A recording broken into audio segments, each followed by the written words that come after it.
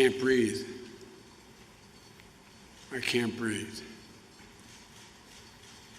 George Floyd's last words, but they didn't die with him.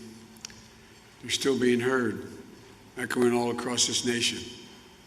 And they speak to a nation where every day millions of people, millions, not at the moment of losing their life, but in the course of living their life, are saying to themselves, I can't breathe. It's a wake-up call to our nation, in my view. It's for all of us, and I mean all of us. A country is crying out for leadership.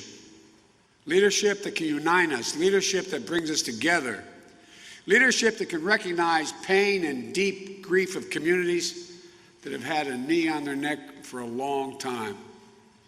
When peaceful protesters dispersed in order for a president from the doorstep of the people's house, the White House, using tear gas and flash grenades in order to stage a photo op in one of the most historic churches in the country, or at least in Washington, D.C.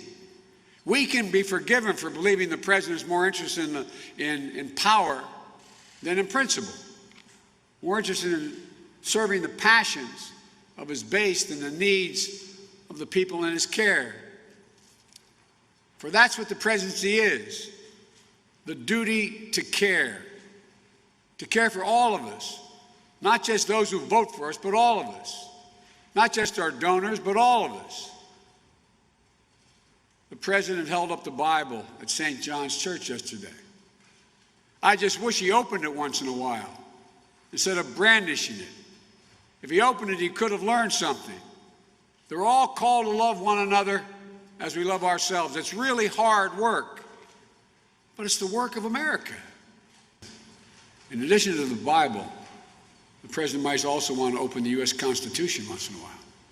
If he did, he'd find a thing called the First Amendment. And what it says in the beginning, it says, the right of the people peaceably to assemble and to petition their government for redress of grievances. That's kind of an essential notion built into this country. Mr. President, that's America. That's America. We're not allow any president to quiet our voice. We won't let those who see this as an opportunity to sow chaos throw up a smokescreen to distract us from very real and legitimate grievances at the heart of these protests. We can't leave this moment. We can't leave this moment thinking that we can once again turn away and do nothing. We can't do that this time. We just can't. The moment has come for our nation to deal with systemic racism. My fellow Americans, we're facing formidable enemies. They include not only the coronavirus and the terrible impact on the lives and livelihoods, but also the selfishness and fear that have loomed over our national life for the last 3 years. And I choose those words advisedly, selfishness and fear. Defeating those enemies requires us to do our duty, and that duty includes remembering who we should be, who we should be.